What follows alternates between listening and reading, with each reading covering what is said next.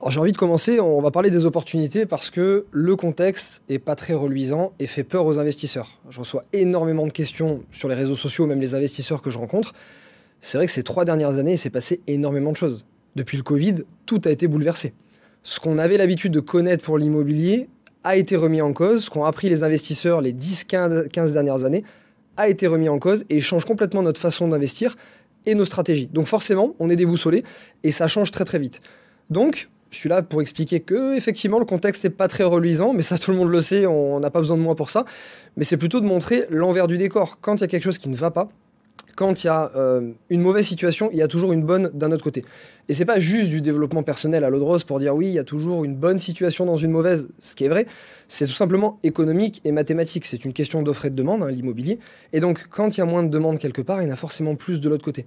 Et donc, on va essayer de jouer là-dessus pour détecter toutes les opportunités pour 2024. Et d'ailleurs, nous, c'est ce qu'on dit souvent à l'antenne de BFM Business. Quand il y a une crise, il y a des problèmes. Quand il y a des problèmes, c'est qu'il y a des solutions aussi pour les résoudre. Et donc, il y a des opportunités pour les entrepreneurs. Et donc, nous aussi pour les investisseurs locatifs. Là, tu reviens tout juste de Deauville. Tu peux nous raconter ça, là? Tu es allé voir du côté des notaires. Eux, justement, tu as un petit peu senti l'ambiance. C'est morose? Exactement. Non, c'était pas morose. Non, pourquoi notaire, morose de suite? Les notaires étaient très sympas. Il y avait une bonne ambiance. Ça chantait, ça rigolait. Non, c'était vraiment... Donc, j'ai eu le plaisir aujourd'hui d'être invité au 119e congrès des notaires qui a eu lieu à Deauville aujourd'hui. Le thème du congrès, c'était le logement. Chaque année, il y a un congrès, chaque année un thème différent. Cette année, c'était le logement. Il ne pouvait pas mieux tomber, ce thème-là. Et donc, ce que j'ai appris également, c'est qu'à chaque congrès, ces notaires se réunissent afin de pouvoir faire des propositions de loi pour impacter le droit immobilier. Alors, on a discuté aujourd'hui de ces différentes propositions de loi. On en a fait une vidéo YouTube qui va sortir ce lundi soir, d'ailleurs, sur ma chaîne, si les investisseurs pourront la retrouver.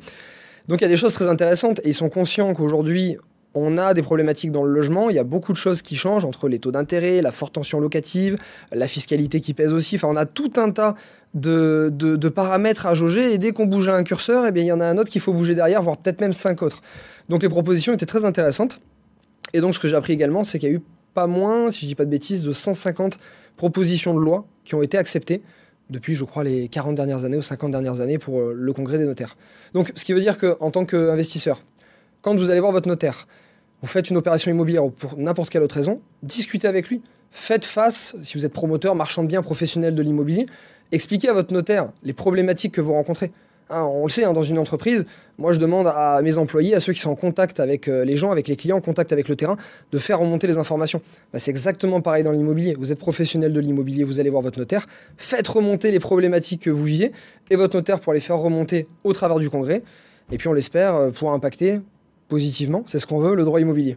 Alors, je vous rappelle que vous pouvez nous poser toutes vos questions là en direct, en commentaire, on y répondra.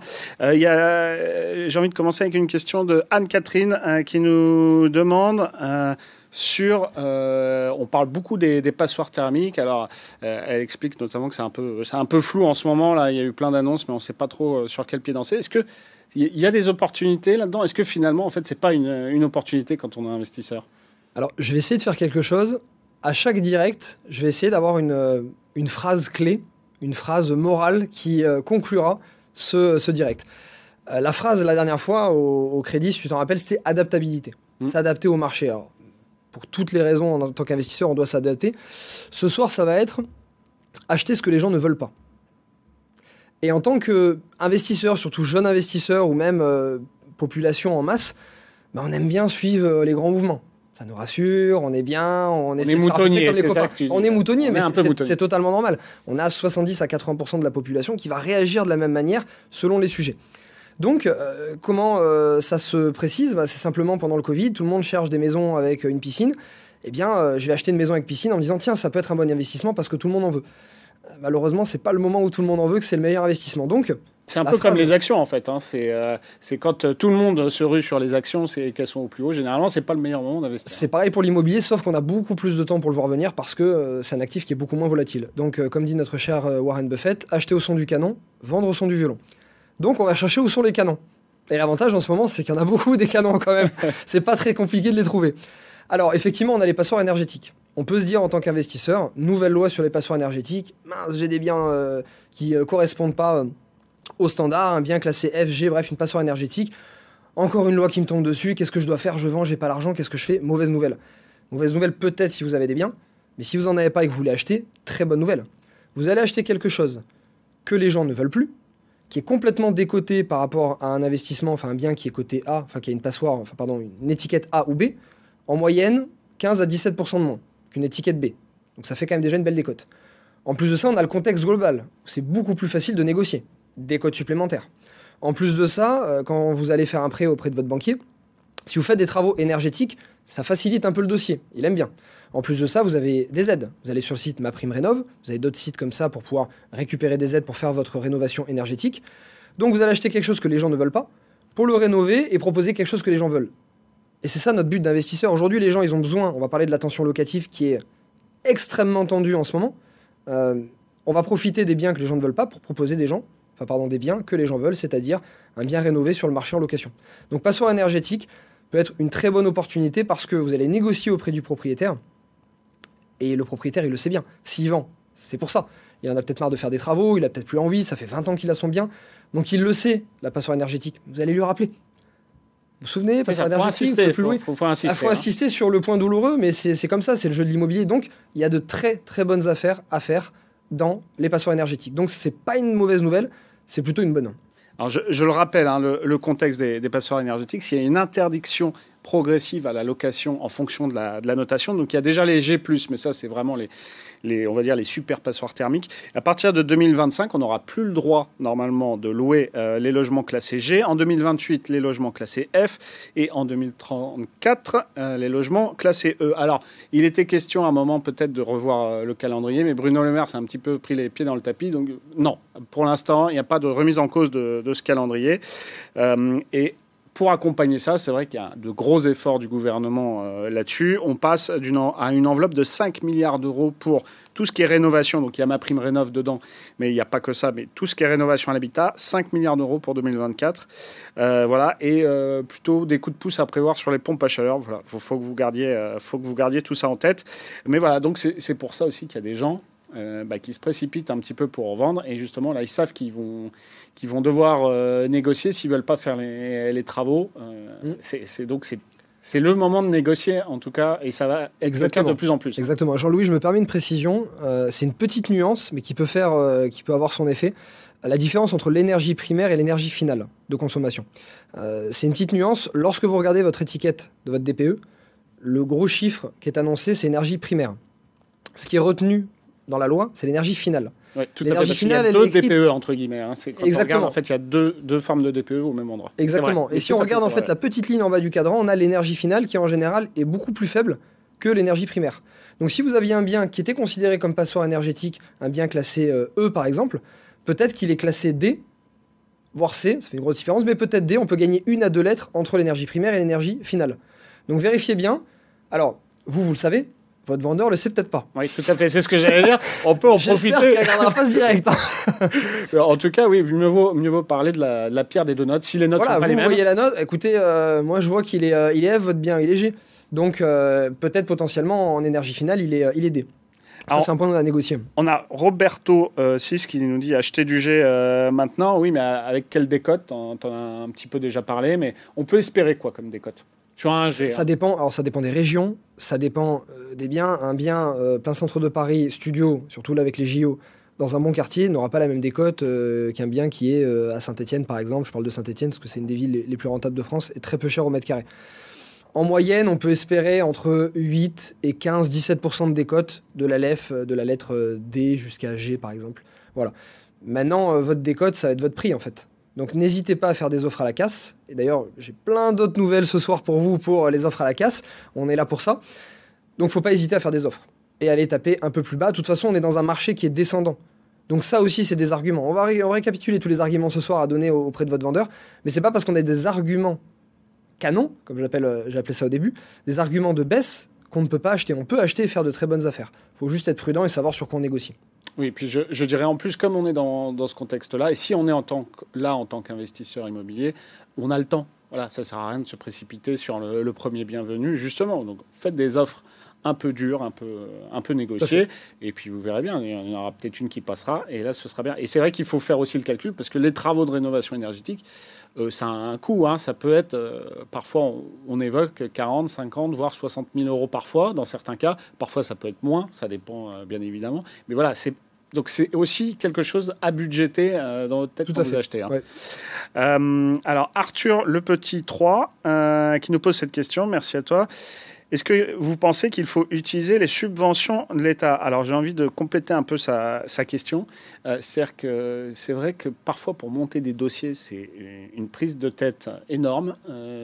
C'est un casse-tête. Comment est-ce que finalement ça vaut vraiment le coup? Parce que est-ce qu'on ne perd pas des opportunités, entre guillemets, à s'acharner administrativement pour obtenir des aides? Alors il y a du pour et du contre. Par exemple, on va parler des subventions ANA pour la réhabilitation d'immeubles dans certains secteurs. J'ai acheté beaucoup d'immeubles dans des secteurs qui étaient assujettis, qui auraient pu être assujettis à l'ANA. Et j'ai fait le choix de ne pas le faire. Alors, quand vous prenez des aides ANA, par exemple, vous avez certains travaux à faire et vous avez surtout un encadrement de loyer qui est strict, un engagement de détention aussi. Enfin, il y a tout un tas d'engagements que j'ai plus en tête. Ça fait très longtemps que j'avais étudié l'ANA. Et donc, dans mon cas, en fait, j'ai fait mes calculs. Combien je dépense en travaux? Combien je vais recevoir d'aide? Combien ça me plafonne mon loyer? Et combien de temps je dois avoir ce risque-là de détenir ce bien? Parce que j'ai une obligation de détention. En fonction de ça, je fais mes calculs et je remets tout à zéro. Faites vos calculs. Si avec les subventions et malgré l'encadrement du loyer, vous êtes rentable, faites. Si vous n'êtes pas rentable, ne faites pas. Donc en fait, c'est juste, il n'y a pas de bonne ou mauvaise réponse, il faut juste refaire ses calculs en fonction de ça. Il y aura des secteurs où vous allez pouvoir être rentable, il y a des secteurs où vous ne le serez pas. Et j'ai envie de dire aussi pour compléter, il y a des spécialistes de la chasse aux subventions, on va dire.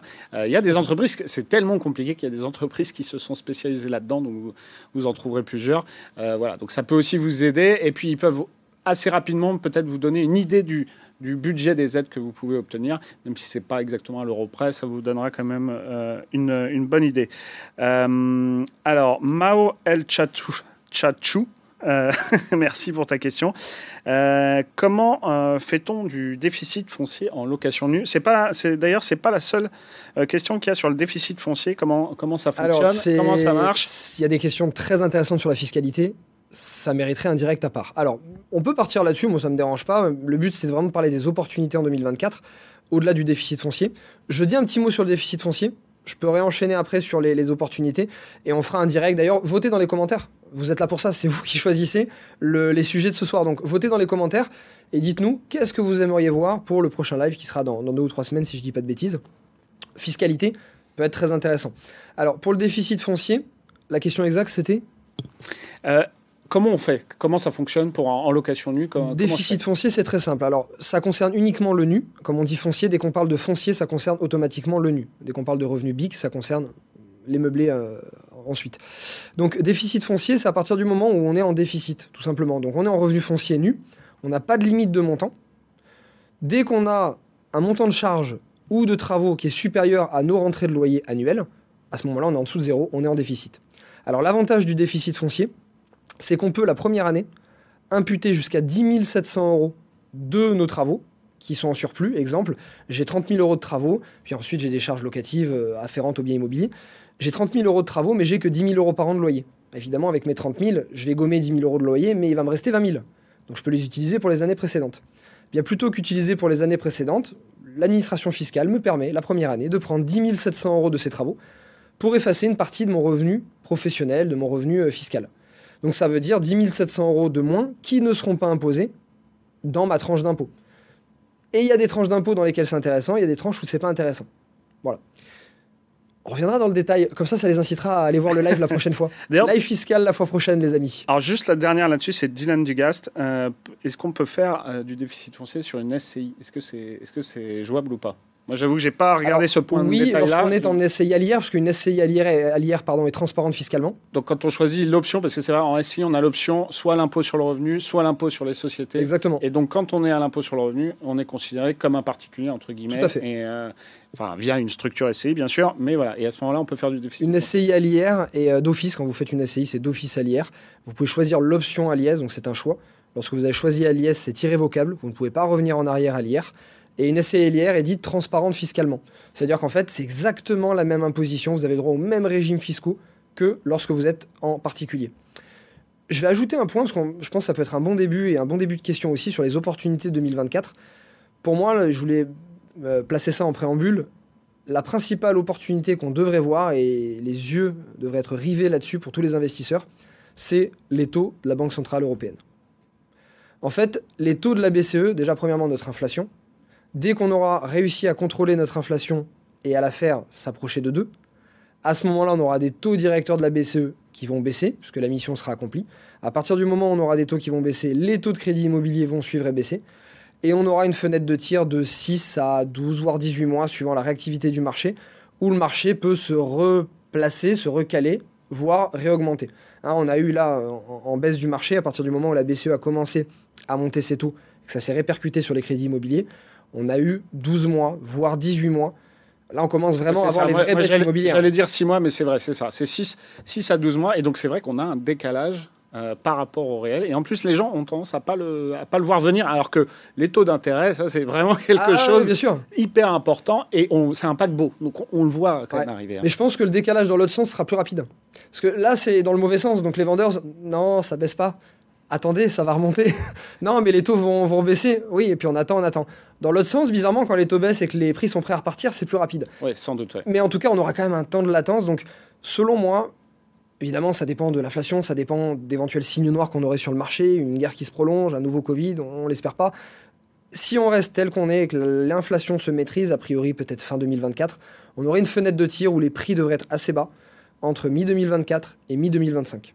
Ça serait la fenêtre idéale pour acheter, même si on aura des taux de crédit qui sont hauts, un taux, ça se renégocie. C'est ce que j'allais dire, parce que souvent on l'oublie, mais là, si vous avez de belles opportunités à 4 ou 5%, en fait, si les taux reviennent un jour à 2-3%, mais en fait, là, vous pouvez renégocier et c'est intéressant. Exactement. Donc ça, pour moi, c'est l'opportunité principale de cette année, il faut avoir les yeux rivés dessus.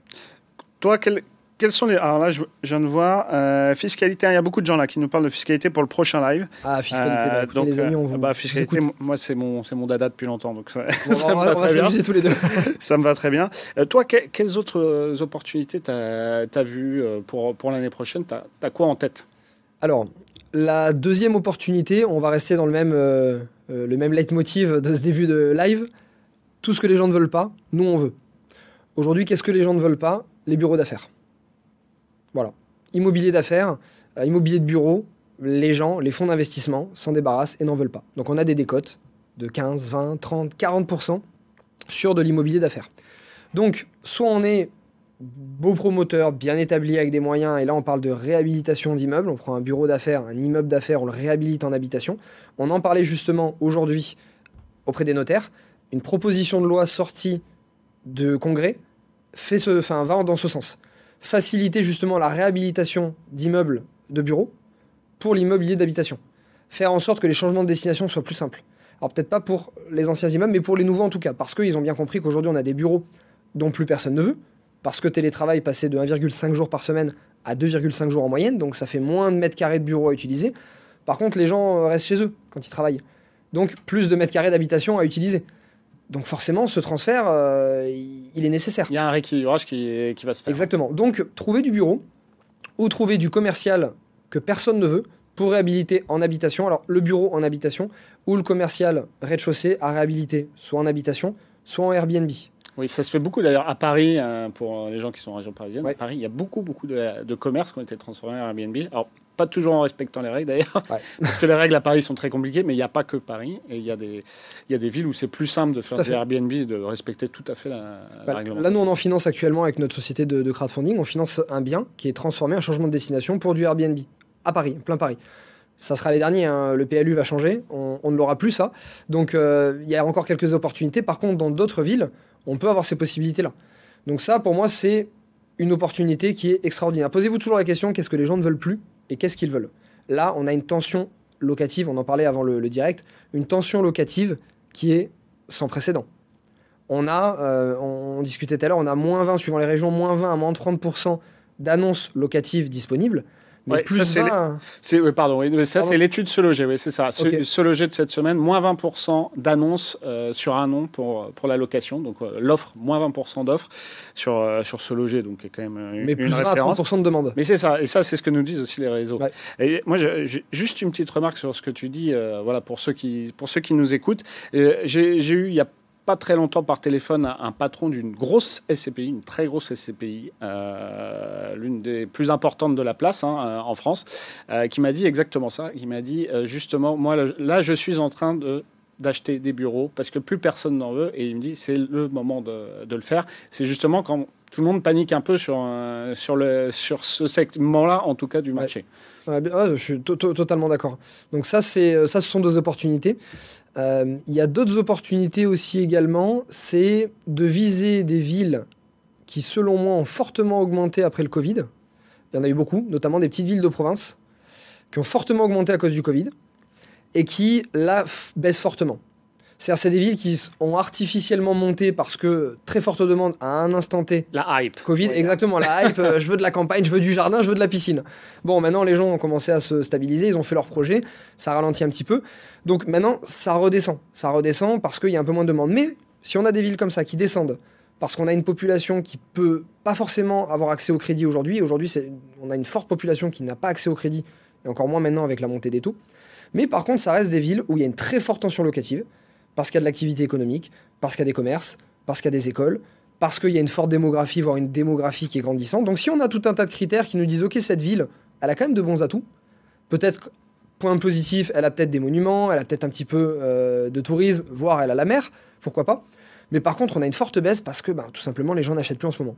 Là, je dis allez-y. Faites des offres à la casse, c'est des villes qui ont bien monté, c'est des villes qui ont des attraits, qui ont une valeur intrinsèque qui est forte, mais qui aujourd'hui, par la force des choses et par le crédit, commencent à baisser.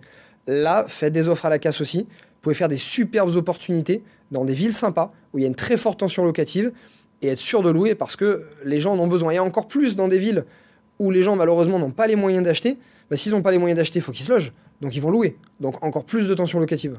Et d'ailleurs, alors là, on revient un peu sur le sujet Airbnb. C'est l'Ourson qui nous demande ton avis sur les locaux commerciaux qui sont en mode hébergement touristique. Et pour faire de la location courte durée dans les grandes villes, est-ce que c'est une bonne idée? Donc tu as commencé un peu à y répondre. Et moi, j'ai envie d'un petit peu compléter avec ça. Il y a les JO. En 2024. Alors il y a Paris bien évidemment, mais il y a plein de villes hautes pour tout un tas d'événements. On sait que ça commence quand même à faire un peu flamber les prix sur ces périodes-là. C'est à peu près du 26 juillet, je crois, fin août, début septembre, si on prend aussi les Paralympiques, parce que voilà, c'est sur cette période-là. Est-ce que c'est vraiment une bonne idée? Parce que d'un autre côté, dans toutes les grandes villes, tout le monde veut, entre guillemets, un peu la peau du Airbnb, parce que ça enquiquine les voisins, ça fait de la concurrence au logement pour les résidents, etc. Donc, est-ce que c'est vraiment une bonne idée? Alors, je vais te mesurer aussi dans la réponse. Je vais parler du Airbnb, de la location courte durée de manière générale en France et dans les grandes villes, et je vais parler des JO. Effectivement, le Airbnb dans les grandes villes, compliqué. Entre les copros, les mairies, les communes de plus de 200 000 habitants, les contraintes qu'il y a sur le Airbnb, effectivement, c'est compliqué. Sauf quand on a un changement de destination propre, tel qu'on l'a vu avec du commercial. Là, on peut louer toute l'année, aucune problématique. Donc effectivement, on est dans des villes, surtout dans des grandes villes, plus de 200 000 habitants, où on a des contraintes, notamment la loi de compensation. Ça veut dire quoi, loi de compensation? J'achète un bien en Airbnb, j'enlève un bien d'habitation sur le marché, puisqu'il va être disponible que pour la courte durée. Donc, la mairie me dit, OK, dans ce cas-là, tu achètes un bien commercial que tu vas changer en destination pour replacer un bien en habitation sur le marché. Tu vas compenser le fait que tu aies enlevé un logement pour prendre du commercial et en recréer une habitation. Ça, c'est que pour les communes de plus de 200 000 habitants. Donc, 200 000 habitants, si on trouve dans des communes plus faibles, on peut faire du Airbnb. Donc là, on a ce côté un peu négatif, on va dire, de l'achat sur Airbnb. Maintenant, on a les JO. Alors, les JO. J'en parlais tout à l'heure, justement, en allant au congrès, j'en parlais avec un investisseur dans la voiture qui me dit « Je vais acheter un appartement pour ma fille, et du coup, je vais en profiter pour les JO. » Alors, s'il l'achète pour sa fille parce qu'elle va faire ses études, etc., très bien. Mais acheter un appartement juste pour les JO, il faut regarder plus long que ça, en fait. Alors, je sais qu'on peut gagner beaucoup d'argent pendant les JO, on a les chiffres. En moyenne, les prix à la nuitée vont être multipliés par 3,5 pendant les JO à Paris. Oui, de mémoire, ça va être 400-500 € la nuit quand on est dans les bons quartiers. Ça va être les quartiers qui sont proches de là où ça se passe, on peut aller jusqu'à 400-500 € la nuit, même plus, quand c'est vraiment des biens un peu exceptionnels. Ah oui, donc ça peut très vite être énorme. Ah ouais, moyenne 3,5, on a vu, selon les autres villes 2 à 2,5, et même Nice, plus 50%. Pourquoi? Moi, j'en parle à plein d'amis parisiens. Cet été, ils n'ont pas envie d'être là.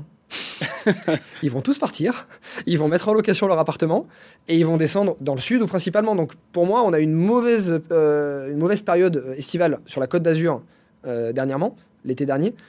Je pense que celle-ci devrait être bonne parce qu'on devrait avoir beaucoup de Parisiens qui vont mettre en location leur appartement et descendre. Par contre, acheter un appartement juste pour les JO, on a un petit peu, je pense, sur les appartements petite taille en France, on a un petit peu... Pardon, à Paris, on a un petit peu l'effet JO, et donc je pense que sur des petites surfaces qui auraient dû baisser en prix à cause de la montée des taux, du contexte, etc., ne baissent pas forcément, parce qu'il y a des personnes qui se disent bah, tiens, je vais acheter un appartement pour les JO 1 an avant, ou 6 mois avant. Et je pense que c'est des personnes qui peuvent le remettre en vente derrière, donc on peut avoir une demande qui baisse un petit peu après les JO. Mais oui, on va prendre peut-être beaucoup d'argent sur un mois, mais si le bien n'est pas rentable ou que l'affaire n'est pas bonne, c'est pas parce qu'on va prendre beaucoup d'argent sur un mois que ça va en faire une affaire extrêmement rentable le reste du temps. Donc voilà, acheter juste pour ça, peut-être pas. Acheter parce que la stratégie est bonne, parce que le bien est rentable, et accessoirement on a les JO qui est la cerise sur le gâteau, à la limite, pourquoi pas. Il y a Gabi qui nous demande qu'est-ce que tu penses des sous-locations durant les Jeux Olympiques. Alors, on en parle. Sous-louer. Bonne idée. Il faut demander l'autorisation à votre propriétaire. Très important. Vous êtes assujetti à des amendes, je crois 45 000 € d'amende, j'ai revu ça encore récemment. Je crois qu'il faut aussi se renseigner sur son assurance habitation et faire un peu attention aussi à ça de ce côté-là. Il me semble. Voilà, il y a quelques précautions à prendre. Je vous invite à regarder sur Internet. Je ne les ai plus en tête en détail, mais effectivement, vous demandez l'autorisation à votre propriétaire, ça peut être très intéressant. S'il n'est pas d'accord, proposez-lui une partie. Enfin, il y a peut-être une moyen de négocier avec lui. Il en prend une partie. Voilà. Donc, si je résume, les opportunités. Bon, les taux, on va avoir quelque chose à surveiller et justement, ça va être intéressant. On va sans doute avoir une fenêtre d'opportunité l'année prochaine. Les passoires thermiques et tout ce dont personne ne veut, voilà, c'est là-dedans qu'il faut aller. Et en tout cas, c'est là où on peut avoir le plus de marge de négociation. Les locations courte durée, oui, pas partout, pas n'importe comment, en faisant attention. Est-ce que tu as d'autres opportunités comme ça que tu as identifiées pour l'année prochaine? On va essayer, parce que je vois que le temps va se raccourcir, mais on avait un peu plus de 5 minutes de retard, donc on va essayer d'allonger un petit peu. Je pense qu'ils nous en voudront pas. Oui, non. On a, alors si je précise, la location courte durée, et moi j'ai remarqué ça depuis début de l'année et encore plus cet été, les locations atypiques. Par exemple, j'ai investi dans une houseboat en début d'année. Donc une houseboat, c'est une chambre d'hôtel. En plus, celle-ci est très haut de gamme. Donc j'ai une baignoire balnéo avec jacuzzi. J'ai une grande baie vitrée. Je suis sur un lac, en fait, un plan d'eau. Donc magnifique. Et donc j'ai acheté ça en début d'année et ça cartonne. Mais ça cartonne quand cet été, j'ai loué ma maison sur la Côte d'Azur parce que je suis parti 2 mois en trip. Donc j'ai loué ma maison, ma résidence principale, j'ai loué cet été. Très peu de demandes. Pourtant, elle était au bon prix, voire un peu en dessous de l'année précédente. Très peu de demandes. Moins de 30% de fréquentation cet été. Par contre, logement atypique de ce type, explosion, j'étais full. Je fais plus de 20 à 25% de rendement net avec ça. Oui, et ça peut être, par exemple, j'en sais rien, moi, une caravane sur un terrain, une yourte, tout à fait. Sais pas, un truc qui sort de l'ordinaire, une cabane dans les bois. Exactement. Là, j'ai parlé pour mon cas perso parce que j'ai acheté cette houseboat et j'en achète d'autres, donc ça fonctionne très bien. Mais à côté, j'ai des investisseurs qui font des cabanes, des yourtes, des maisons bulles, des appartements à thème. Dernièrement, j'ai plus un ami qui me parlait d'un appartement Airbnb sur le thème de Harry Potter. Ah oui. Quand on est niché comme ça, mais en fait, on est décorrélé du marché, on vient plus passer une nuit, donc si le marché est à 50, on est à 50, on vient vivre une expérience. Et ça répond totalement aux besoins générationnels actuels. Là, on l'a vu cet été, pourquoi on a eu moins de monde sur la Côte d'Azur et dans certaines régions? Canicule, perte du pouvoir d'achat avec l'inflation, et volonté des gens de s'excentrer un petit peu, montagne, campagne, etc. Quand vous faites un logement atypique, vous êtes en général dans la campagne, dans la montagne, dans un endroit un peu plus calme, donc vous n'avez pas la problématique des 200 000 personnes dans la commune, donc plus facile pour faire de la courte durée. En plus de ça, vous pouvez même être sur des terrains non constructibles. Faire une cabane, une yourte sur un terrain non constructible, vous pouvez. Donc vous pouvez acheter des terrains vraiment pas chers, ce que les gens ne veulent pas et ce que vous voulez vous transformer en ce qu'ils veulent, on est toujours dans la même optique. Donc ça, c'est exceptionnel, et pour moi, c'est l'opportunité des au moins 5 prochaines années. Parce que vu les besoins écologiques et la conscience écologique qu'on a actuellement, le pouvoir d'achat qui s'érode, la canicule, la volonté de certaines personnes d'être seules, d'être dans un cocon, Bah aujourd'hui, plutôt que de prendre un avion, de partir loin, on est à Paris, on part à 1 heure de Paris, on est dans la campagne, on paye 200 € une nuit, on s'est évadé, c'est comme si on avait pris un billet d'avion. On est en pleine campagne. Donc, logement atypique, logement de montagne. J'ai été un peu à la montagne cet été et j'ai posé des questions et discuté avec des investisseurs aussi. Logement de montagne, alors attention à quelle hauteur, quelle altitude de montagne, parce qu'on a aussi le problème de la fonte des neiges. Mais en tout cas, dans des stations qui, l'été, sont très dynamiques et qui, en plus, peuvent être hautes en altitude pour la problématique des fontes des neiges. Mais là, on a aussi une explosion des prix dans beaucoup de stations de ski. Donc, appartement montagne fonctionne des fois mieux qu'appartement bord de mer aujourd'hui. Donc, ça, pour la courte durée, très belles opportunités. Ouais, après, moi, je dirais attention à la neige et à l'altitude, parce que avec le changement climatique, vous n'êtes pas à l'abri qu'il n'y ait plus de neige d'ici 10-15 ans. Donc, faut en tout cas faire ces calculs. On peut voir l'investissement sur moins de temps aussi. On a aussi la possibilité de l'été. Je vois de plus en plus de personnes qui veulent y aller l'été. Et ben d'ailleurs, c'est là-dessus qu'ils se développent de plus en plus. Justement, les stations, parce qu'ils ne sont pas idiots, hein, ils voient quand même les choses arriver. Et donc, justement, ils développent pas mal de choses là-dessus. Alors, on a pas mal de questions, mais je pense qu'on y répondra une autre fois sur les structures. Il y a des gens qui nous demandent si j'ai une SARL, si j'ai une SCI, quels sont les types de placements qu'il faut plutôt que je fasse.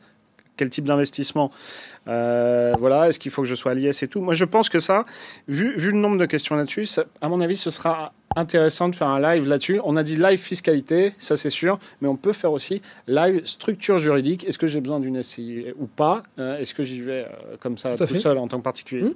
Je pense que les deux peuvent se compléter, ça peut être l'occasion d'un live. Ce que je peux dire, qui même pourra conclure ce direct, c'est que j'ai beaucoup d'investisseurs qui, des fois, me posent des questions sur la fiscalité. Ils veulent créer une holding. Des fois, j'ai des personnes qui n'ont pas forcément acheté d'appartement, qui gagnent 2 000 € par mois, et ils me disent « Ah, j'aimerais créer une holding parce que c'est à la mode, on a vu ça sur Internet, la holding, ça fait cool, ouais, j'ai une holding. » Et des fois, on veut penser à des montages fiscaux complexes, alors qu'on n'a des fois même pas les affaires en face, ni le patrimoine. Donc, si c'est des personnes expérimentées qui posent ces questions, c'est des questions légitimes. Si ce sont des personnes qui sont débutantes, démarrez par le début. Trouvez une affaire. Et des fois, j'ai des personnes, je le vois dans mes séminaires, qui viennent, qui me posent des questions ultra complexes sur la fiscalité. Oui, je veux une SARL de famille. T'as trouvé le bien? Non, j'ai pas visité. Ah, visite d'abord. Achète un bien, fais un crédit. C'est bien de te poser des questions de la fiscalité avant, mais d'abord, il faut surtout trouver l'affaire. La conclusion, c'est que si vous faites une bonne affaire, que vous l'achetez à moins de 30% du marché, que vous soyez dans n'importe quelle structure juridique, ça reste une bonne affaire. Alors, vous allez optimiser, mais ça reste une bonne affaire. Moi, je sais d'expérience, j'ai beaucoup de gens qui me posent forcément des questions, par exemple, sur le Pinel, là, qui s'arrête fin 2024, et souvent qui regardent que voilà, ce que ça va leur rapporter en termes d'impôts, de réduction d'impôts. Et moi, je leur dis, mais non, mais c'est pas du tout comme ça qu'il faut raisonner. Je dis, ça, effectivement, ça rentre dans ton budget, c'est intéressant, tu peux effacer tant de milliers d'euros d'impôts. Je dis, mais en fait, fais tes calculs, et puis en fait, dis-toi que tu vas le revendre, le bien. Donc, en fait, si tu l'as payé 30% au prix ou beaucoup plus cher que le prix du marché, parce qu'en plus c'est neuf, donc c'est plus cher, etc. En fait, c'est que c'est pas rentable. On va plutôt sur l'ancien. Ça m'est arrivé plusieurs fois de faire les calculs pour les gens et de leur dire, non, regarde, ça dépend en fait. Il y a du très bon Pinel qui peut être intéressant, mais il y a du Pinel où en fait, bon an, mal an, l'avantage fiscal, en fait, vous allez le perdre au moment de l'achat. Il y en a qui ont eu des mauvaises surprises pour ça. Ouais. Bon, écoutez, en tout cas, chers amis investisseurs, on prend note des questions. Merci beaucoup de les avoir posées. Donc, ce qui veut dire qu'on acte pour que le prochain direct soit sur le thème de la fiscalité et structure. Fiscalité, ou voire même les structures, on peut peut-être le mettre à part, mais on va voir. Mais en tout cas, en tout cas, il y a suffisamment à dire pour les deux. Hein, donc, oui, non, ça c'est sûr. Ouais. Non, ça c'est sûr. En tout cas, merci à tous pour vos questions. Merci Christopher. Merci Jean-Louis. On se retrouve dans 2 semaines. Bons investissements immobiliers d'ici là et bonne soirée à tous. Bonne soirée tout le monde, à bientôt. Tout pour investir sur BFM Business.